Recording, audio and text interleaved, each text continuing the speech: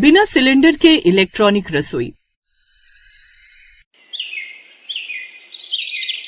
आज ये सारे पापड़ मुरमुरे तल कर रख लेती हूँ, कल का क्या पता गैस मिले ना मिले। माला घर में रखे सारे पापड़ मुरमुरे तल कर बर्तनों में भरने लगी थी। तभी उसकी सास लीला आ जाती है, जो माला को यूँ गैस बर्बाद करते देखकर गुस्से से आग बबूला हो जाती है। अरे कल मुही, तुझे भगवान ने कौन से कोने में भेजा हुआ था जब दिमाग बट रहा था? माँ जी क्या हुआ अब? आपको तो बस मुझे कोसने के बहाने मिलने चाहिए। अब तो मैं आगे की सोच के काम कर रही हूँ, फिर भी आप मुझे सुना रही हो। क्या क्या आगे की सोचिए तूने, बता जरा मुझे भी। देखो, कल को गैस नहीं मिली तो हम क्या खाएंगे? कुछ खाने के लिए पकाना पड़ेगा, लेकिन मैं ये सब अभी तल कर रख लूंगी, तब हम बस मस्त चाय बनाकर इसको खा सकते हैं और मुश्किल के दिन निकाल सकते हैं। और वो चाय मेरी चिता जलाकर बनाएगी बिना गैस के? अरे हाँ, ये तो मैंने सोचा ही नहीं। अच्छा माँ जी, मैं नहीं कर रही है, लेकिन आप कुछ तो सोचो, गैस बुकिंग कैसे होगी? तेरी एक हरकतें खत्म हो तब तो मुझे सोचने का समय मिले। शर्मा कॉलोनी में गैस की किल्लत बढ़ती जा रही थी। जब से समाचारों में गैस न होने की बातों ने रफ्तार पकड़ी थी, बाजार में गैस की कालाबाजारी भी बहुत बढ़ चुकी थी। एक शाम लीला की पड़ोसन सुनीता बाजार से छोटा सिलेंडर भरवा कर ला रही थी। तभी लीला ये देखकर बोलती है, अरे सुनीता, कहाँ से लाई है ये सिलेंडर भरवा कर, और कितने में भरा? बताओ, अभी भरवा कर घर में भी नहीं लाई और ये लीला ने ट्यूक लगा दी। अरे लीला बहन, तुम्हें तो पता है ना कितनी किल्लत चल रही है सिलेंडर की। ये तो मैं बड़ी महंगी भरवा कर लाई हूँ गैस, पूरे 3000 की 2 किलो। हाय दैया, इतनी महंगी, वो भी बस 2 किलो। मैं तो नहीं ले पाऊंगी इतनी महंगी। ये सुनकर लीला भागकर रसोई में जाती है, जहाँ पर उसकी बहू फिर से रात के खाने के लिए 2 सब्जी और चावल रोटी बना रही थी। ये देखकर एक बार फिर से लीला का खून उबाले मारते हुए बोलता है, अरे बहू, तू बता दे मुझे क्या करके मारेगी? ये सब क्या है? 2 सब्जी और रोटी चावल भी। अरे कुछ एक चीज बना ले। तुझे नहीं पता जितना ज्यादा खाना बनेगा उतनी गैस बर्बाद होगी। अरे माँ जी, अब इतने समय से 2 सब्जियां ही बनती आ रही थी तो मैंने अब भी बना ली। अब तक ऐसे हालात थे क्या? नहीं ना। जब पता है गैस की किल्लत चल रही है तो कम से कम थोड़ा सोच कर चला कर मेरी माँ। कब समझ आएगा तुझे? बेचारी लीला अपनी बहू को समझा कर थक गई थी, लेकिन एक सुबह वही हुआ जिसका डर था। सुबह सुबह जब लीला अपनी गर्मा गर्म चाय के लिए हॉल में बैठी इंतजार कर रही थी, तभी माला की जोरदार आवाज से पूरा घर गूंज जाता है, माँ जी, ओ माँ जी, अनर्थ हो गया, माँ जी यहाँ आओ। लीला के दिल में मानो एकदम से बम फूटता है और वो भागी भागी रसोई में जाती है, जहाँ माला गैस सिलेंडर के पास बैठी रो रही होती है। अरे क्या हुआ, क्यों चिल्ला रही है? माँ जी देखो ना, ये क्या हुआ? जिसका डर था वही हुआ माँ जी, वो चला गया। मुझे, आपको, हमको, इस घर को और इस रसोई को छोड़कर वो चला गया माँ जी। देखो ना क्या होगा, अब हम कैसे जिएंगे? अरे बहू, कौन गया बताना, मेरा दिल बैठा जा रहा है। माला आगे कुछ बोलती उससे पहले ही वहाँ पंकज आ जाता है और अपनी बीवी को यूँ रोता बिलखता देखकर बोलता है, क्या हुआ? तुम इतना रोना धोना क्यों मचा रही हो? अरे देखो ना आप, ये गैस सिलेंडर हम सबको छोड़कर चला गया है। अरे यार, तुम सब क्या हो? इतनी सी बात का तूफान बना दिया है। अभी बुक कर देता हूँ। माँ, आप भी ना समझाती क्यों नहीं हो इसको कुछ? इसको समझाते समझाते मैं स्वर्ग सिधार जाऊंगी, पर इसको अकल नहीं आएगी। पंकज अपने फोन से गैस बुक करने की कोशिश करता है, लेकिन गैस बुक नहीं हो पाती। ये देखकर पंकज भी टेंशन में आ जाता है। बाहर जाकर मार्केट में गैस का पता करने पर भी गैस नहीं मिलती, और कहीं मिल भी रही थी तो सोने के भाव। ये सब देखकर दोपहर तक पंकज घर आता है और ये सब अपनी माँ और बीबी को बताता है, जिसे सुनकर लीला अपना सर पकड़ लेती है। मैंने कहा था इसको कि मत कर इतनी बर्बादी गैस की, लेकिन इसने सुनी नहीं। अब देख, खा लियो अब तले हुए पापड़। माँ जी आप चिंता क्यों करती हो? मैं ना चूल्हा बना लूंगी और हम उस पर खाना बनाएंगे। तुम चूल्हे पर खाना बना लोगी? अरे हाँ, आप सब मुझ पर छोड़ दो। उस दिन तो बाहर से खाना आ जाता है। अगले दिन सुबह माला रसोई में नीचे एक चूल्हा बना लेती है, लेकिन सुबह सुबह चूल्हे पर खाना बनाने की माला की कोशिशों पर पानी नहीं, धुआं फिर जाता है। चूल्हे में आग तो नहीं जलती, लेकिन धुआं इतना हो जाता है कि आस पड़ोस के घरों में जब धुआं जाता है तो पूरा मोहल्ला बाहर आकर देखता है। लीला के घर से धुआं निकलता देखकर सुनीता जोर जोर से शोर मचाने लगती है। अरे लीला के घर में आग लग गई, कोई आओ, फायर ब्रिगेड वालों को बुलाओ, आग लग गई, आग।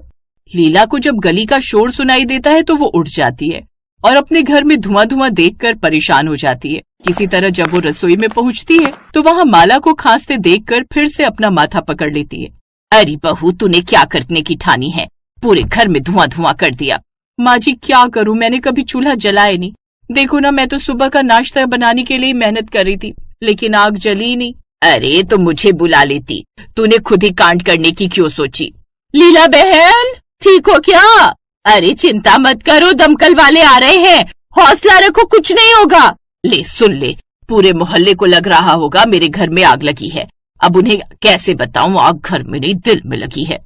पंकज भी उठकर आ जाता है और घर में ये हाल देखकर परेशान हो जाता है। किसी तरह घर का धुआं खत्म होता है। मोहल्ले वालों को भी समझा दिया जाता है, लेकिन गैस न होने की वजह से आज सुबह से लीला ने चाय का एक घूंट तक नहीं पिया था, जिसके चलते वो सुनीता के घर जाती है।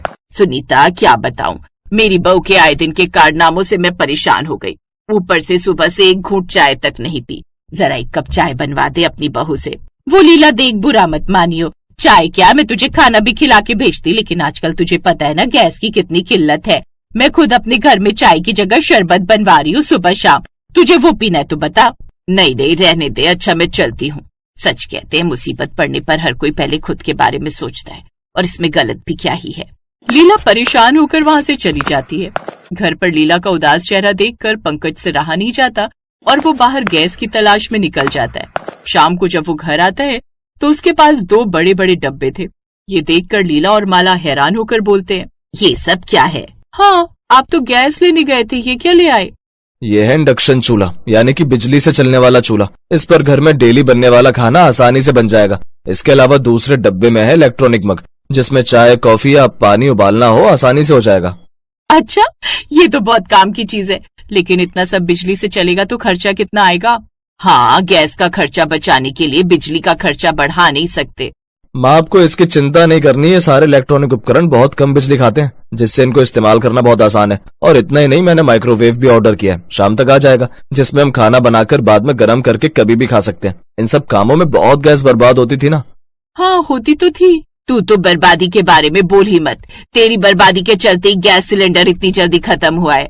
माँ जी, अब पंकज जी ने मेरी रसोई को इलेक्ट्रॉनिक रसोई बना दिया है ना, बिना सिलेंडर की इलेक्ट्रॉनिक रसोई। देखना अब मैं कैसे बचत करती हूँ। और इस बार गैस सिलेंडर मिल गया ना, तो वो 1 नहीं 2 महीने से ज्यादा चलाकर दिखाऊंगी अपनी इस इलेक्ट्रॉनिक रसोई के बल पर। वो सब देखते हैं बाद में। अब जा और पंकज के साथ जाकर इनको इस्तेमाल करना सीख ले सही से। इसमें कोई गड़बड़ की तो मुझसे बुरा कोई नहीं। माँ जी, वैसे भी कोई नहीं है, डोंट वरी। माला जल्दी से रसोई में निकल लेती है और पंकज सारे सामान को रसोई में सेट करवा देता है और माला को अच्छे से समझा देता है। और इलेक्ट्रॉनिक रसोई के आने से गैस सिलेंडर की समस्या से अब परेशान होने की जरूरत नहीं होती।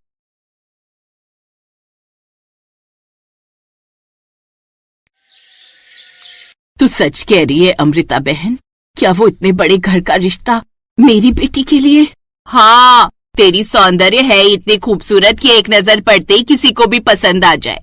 और तुझे पता है बड़े अमीर लोग हैं वो, उनका खुद का इलेक्ट्रॉनिक सामान का बहुत बड़ा बिजनेस है। मेरे बेटे राजीव को उनके यहाँ काम करते हुए कितने साल हो गए। उन्होंने तो जैसे ही मेरे बेटे राजीव की शादी में सौंदर्य को देखा तो उसे वही पसंद कर लिया था। अब वो जल्दी तेरे घर रिश्ता लेकर आने वाले हैं। 2 दिन बाद उनके घर के सामने एक बड़ी गाड़ी आकर रुकी, जिसमें बैठकर धनराज और महिमा अपने बेटे केशव के लिए सौंदर्य का हाथ मांगने आए। मुझे बड़ी खुशी होगी अगर आपकी बेटी हमारे घर की बहू बनेगी। मैं ऐसे ही किसी पढ़ी लिखी लेकिन सीधे साधे घर की लड़की को अपनी बहू बनाना चाहता था। यहाँ तो एक कमरा भी हमारी झोपड़ी से बड़ा है। यकीन नहीं होता कि कल तक मैं जिस घर के सपने देखती थी, आज मैं वैसे ही घर में बहू बनकर आई हूँ। ये मेरा कमरा है। सच में मुझे तो रानियों जैसा महसूस हो रहा है। सौंदर्य अपनी सोच में पूरी तरह से खोई हुई थी। अरे सौंदर्य, तुम इतनी गहरी सोच में क्यों खोई हुई हो? मैंने तुम्हें कई बार पुकारा लेकिन तुमने सुना ही नहीं। तुम्हें पता है ना, कल तुम्हारी पहली रसोई की रस्म है। तुम्हें कल जल्दी उठना होगा। चलो अब सो जाओ। अगली सुबह उसकी आंख जल्दी खुल गई। वो नहा धोकर सबसे पहले किचन में पहुंची, जहां उसने देखा कि किचन सारी मॉडर्न और इलेक्ट्रॉनिक मशीनों से भरा हुआ है, जिसमें induction, juicer, mixer grinder, coffee, percolator, veg cutter, roti maker, oven, toaster, flour kneader, dish washer और साथ ही एक बड़ा अलमारी जैसा फ्रिज और चिमनी भी थी। सौंदर्य किचन को देखकर तो काफी खुश थी, लेकिन जैसे ही वो खाना बनाने को चली तो उसके एक कदम वहीं रुक गए। मुझे इलेक्ट्रॉनिक सामान का किचन मिल तो गया, लेकिन मुझे तो इनमें से किसी भी मशीन का इस्तेमाल करना ही नहीं आता। मैंने तो अपने घर पर लकड़ी का चूल्हा ही फूका है। तभी वहाँ पर उसकी सास आती है। अरे वाह बहू, तो बड़ी जल्दी उठ गई। आज तेरी समीर ससुराल में पहली रसोई है। क्या इसी वजह से तुझे नींद नहीं आई? नहीं माँ जी, ऐसी तो कोई बात नहीं है। तो फिर यहाँ रसोई में खड़े रहकर समय क्यों बर्बाद करना? अपनी पहली रसोई की रस्म शुरू कर। वैसे तुझे इलेक्ट्रॉनिक मशीन इस्तेमाल करनी आती है? क्योंकि जहाँ तक मुझे याद है, मैंने तेरी झोपड़ी के बाहर एक मिट्टी का चूल्हा देखा था। तू खाना तो बना लेगी ना?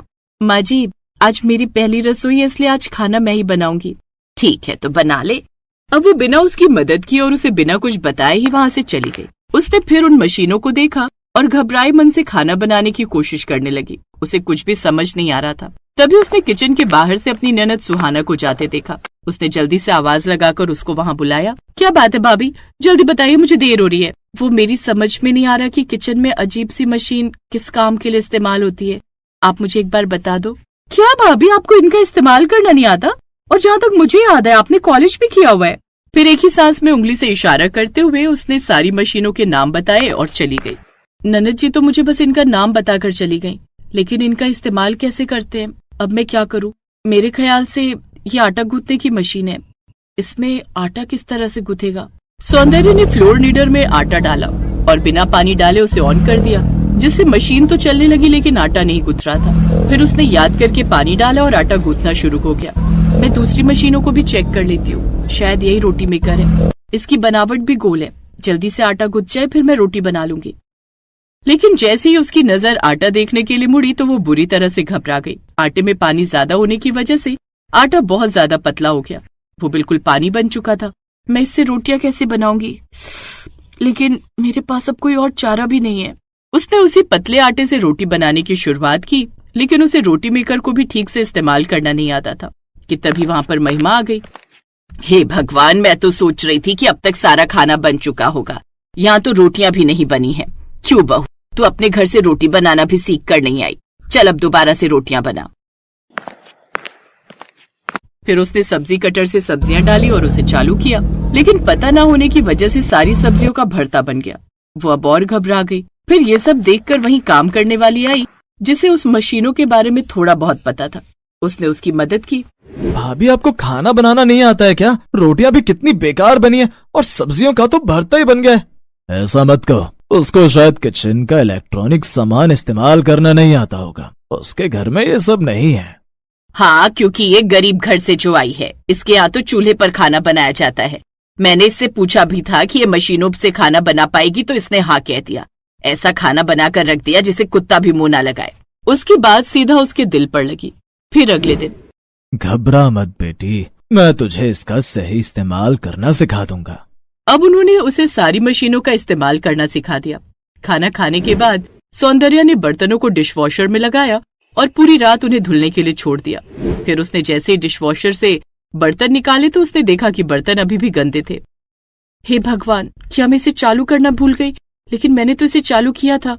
उसने देखा कि डिशवॉशर का प्लग लगा हुआ था और स्विच भी खुला हुआ था, लेकिन डिशवॉशर चल नहीं रहा था। ये देख उसने और मशीनों को भी चला कर देखा। उसने देखा कि वो भी काम नहीं कर रही थी। ये देखकर वो और भी ज्यादा घबरा गई। ये देखकर उसकी सास रसोई में आ गई। माँ जी देखिए ना, ये सारी मशीन तो काम ही नहीं कर रही है। अरे बेवकूफ, अकल बड़ी की भैंस। पूरी रात इतना तेज तूफान और बारिश आई जिससे शहर की लाइट चली गई। काफी बड़ा नुकसान हुआ, इसलिए कुछ दिन तक लाइट नहीं आएगी। अब लाइट की मुसीबत आकर खड़ी हो गई। रोज रोज होटल का खाना खाकर वो सब परेशान हो चुके थे। ये सबसे परेशान होकर उसने अपनी माँ को फोन किया। माँ, मुझे वापस बुला लो माँ, मैं अपने घर आना चाहती हूँ। मुझे नहीं चाहिए ये अमीर और आलीशान बंगला। मुझे मेरी झोपड़ी में ही रहना है। यहाँ तो गैस सिलेंडर तक नहीं है। वो अपनी माँ को सब बताती है। बेटी, तेरे ससुराल में ज्यादा ही बिजली की मशीनें हैं। रसोई में सिलेंडर और सिंक का होना भी जरूरी है। अगर वो होती तो आज तुम्हें यूं परेशान नहीं होना पड़ता। अब सौंदर्य को सारी बात समझ आती है। अब वो अपने पति से कहकर रसोई में एक तरफ वो सब चीजें भी बनवाती है। अब सबको उसके हाथ का खाना भी पसंद आता है। साथ ही अब उन्हें बिजली के किसी उपकरण पर निर्भर भी नहीं होना पड़ता। अब उसके ससुराल वालों को भी ये बात समझ आ गई।